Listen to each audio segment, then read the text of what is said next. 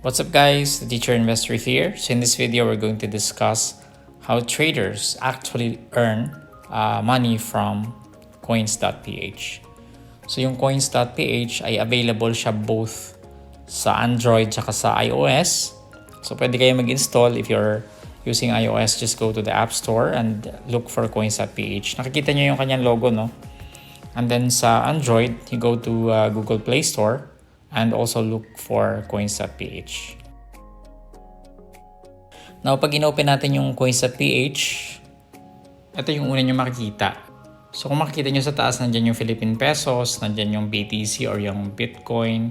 We have the ETH or Ethereum, BCH, XRP, USDC, and Link at saka KNC. So, these are the available cryptocurrencies that we can buy here in coins.ph.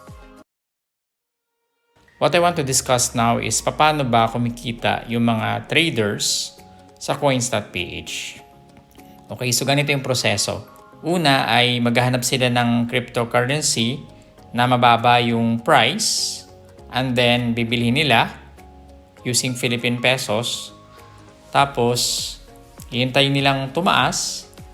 Ang dalawa yung pwede nilang gawin. I-convert back nila to Philippine Pesos para meron na silang kita, or bibili ulit sila ng another crypto na mababa yung value. So, aantayin na naman nilang tumaas. Gagawin natin is maghanap tayo ng cryptocurrency na gusto natin. For example, itong KNC. We tap trade. At dito meron kayong makikitang dalawang button, yung buy or yung sell, no? And of course, yung graph. Pag tinignan natin yung graph, merong 1 hour, merong 1 day, merong 1 week, merong 1 month, merong 3 months, merong 6 months, and so on.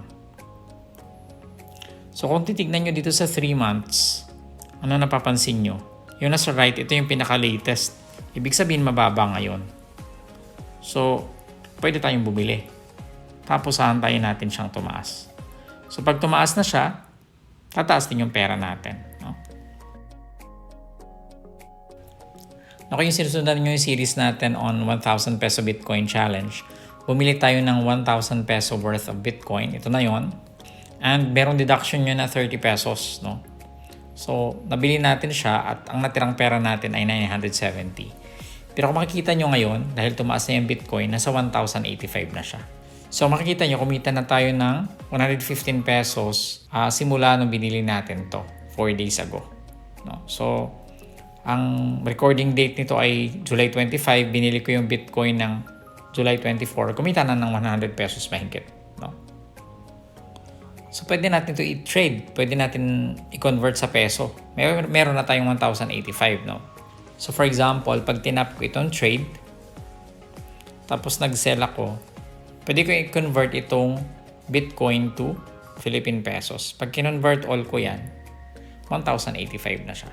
Magsaslide lang ako to the right para ako makapag-convert. Pero hindi ko siya gagawin ngayon kasi antayin ko pa siyang tumaas. Okay? Para ito sa natin sa series natin on 1,000 peso Bitcoin challenge. Okay? So balik tayo. Okay, so nakahanap na tayo ng, for example, nakahanap na tayo ng cryptocurrency. Yung KNC yung tinignan natin kanina, di ba? So yung KNC, tapos punta tayo ng trade. Ang nakita natin na for 3 months, mababa siya. So pwede tayo mag-buy ngayon. Okay, so ito actual buy ito, no? Okay, so magbabuy na tayo, tap natin yung buy. Kung makikita nyo sa taas, meron tayong Philippine Pesos. Pwede tayo mag-type dyan, no? Kung magkanong gusto natin, kung 50 pesos lang, pwede naman, no? Pwede rin na gusto nyo convert all. Pwede natin i-tap yung convert all. So, ang current rate ngayon ng 1 KNC is 68.26 pesos. Tingnan natin kung magkano yung mababawas sa 100 natin. Kasi may meron niyang transaction fee. So, slide natin to convert. You're about to convert. Confirm. Okay, so successful yung ating pag-convert.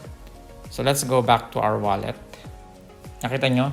Ang value na lang niya ngayon ay 96.13. So hindi yung buong 100, no? Kasi meron siyang transaction fee. So isipin nyo kung ang kinonvert natin ay 1,000, almost 40 pesos yung transaction fee natin. At pag nag-convert tayo ng 10,000, almost 400, no? So to summarize, para ka kumita, you buy a cryptocurrency and then maghintay ka na tumaas yung value ng cryptocurrency, tsaka ka magbenta. Or kaya pwede ka mag-convert to another cryptocurrency na mababa naman yung value para ang expectation mo itataas. Question, ito lang ba yung mga tools, no? Yung graph lang ba? Well, dito sa sa coins.ph yan lang. Pero there are other tools that you can use. In fact, advanced tools, no? If you learn technical analysis, which is pag-aaralan din natin yan. Hindi lang naman ito makikita yung graph dito, no? Pwede tayong gumamit ng other graphing tools kagaya ng TradingView. Okay, so ito na yung ating KNC, no?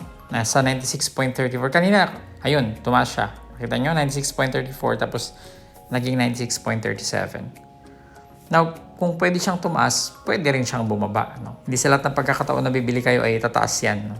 So the idea is to buy and wait for the price to go up. Alright, that's it. Sana nag-enjoy kayo. Huwag niyo kalimutan mag-subscribe sa ating channel. Don't forget to like our video, smash the subscribe button, and choose all notifications para ma-notify kayo every time na may bago tayong video. See ya!